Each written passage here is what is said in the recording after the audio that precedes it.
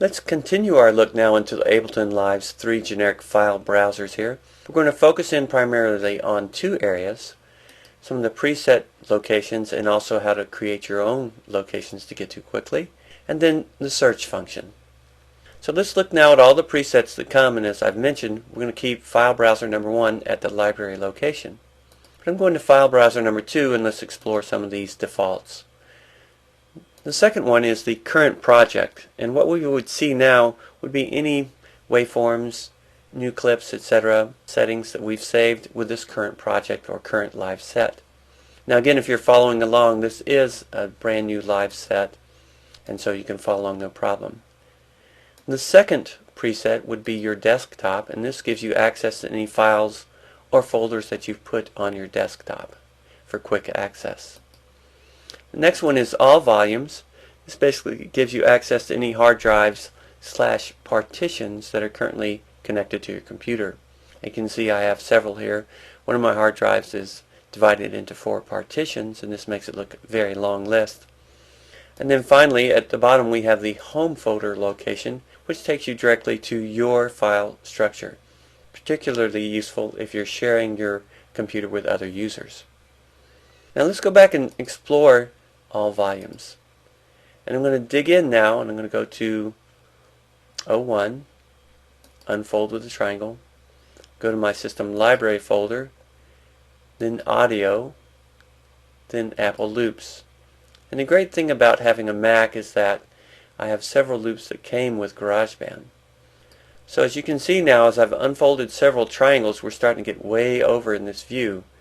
And I can open this out for more access, but that's really kind of counterintuitive to working over here in the session view. So I've got my location. I'm simply going to double click now. And that folder has become my parent folder where everything is now. So anytime I come back to File Browser 2, that's there. We've seen that before. But what I can also do is bookmark the current folder, or say I want to store this location so I can quickly get to it right down here. Now let's go down to 3 and I'll show this process again. This time I'm going to a folder called Mags, which is copying some samples, etc. that I've gotten from magazines. DVDs included magazines, so I'm going to open that up. Go into one called FM 198, and let's say I want to check out some of these stomp folders down here. I'm going to double click on this, and now it becomes my root folder, and I can start exploring. So let's check out some of these effects sounds. So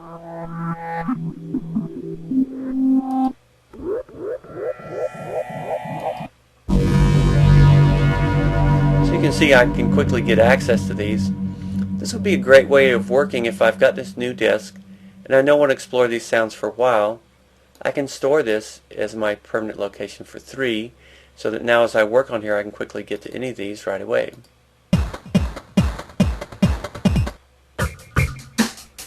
And again, anytime I find something I like, I can simply drag it over and put it onto an audio track. Now these are straight waves, audio waves, so I know I can drag them onto an audio track / channel in the mixer.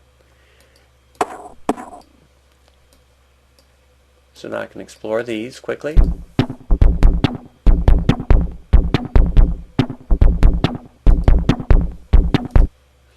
Okay, so we can see now that we've got access to these locations very quickly. We can store them, bookmarks.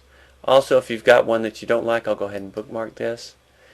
Let's say that once I'm through with this, I'm at that bookmark. I also have the option to remove that current folder from bookmarks. So after I'm through exploring this new set of samples, waveforms, I can remove it knowing I'm not coming back here.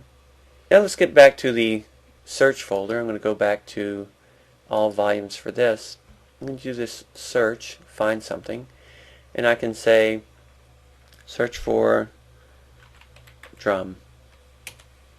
Now what we'll find is that it'll take quite a while because you can see currently I'm searching all volumes.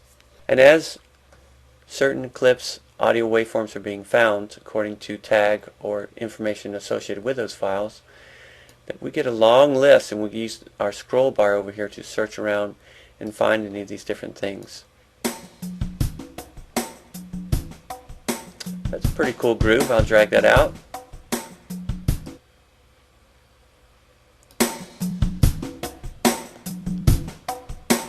And notice that it pulled live into its own tempo, so it had a tempo memory there. So again, you could even go further than this. If you're creating your own drum kit, you can search for the word tom. I'm going to stop this, go strictly to the library, number 1, and now I'm going to search for toms. Now any audio file or clips that have the word tom associated with them, and this is not necessarily in the name, sometimes it's in the tag information, but we can start to find actual waveforms. Electronic tom.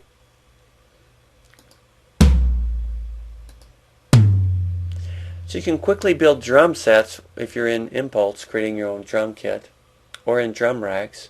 You can find specific drum sounds and drag them over to your device.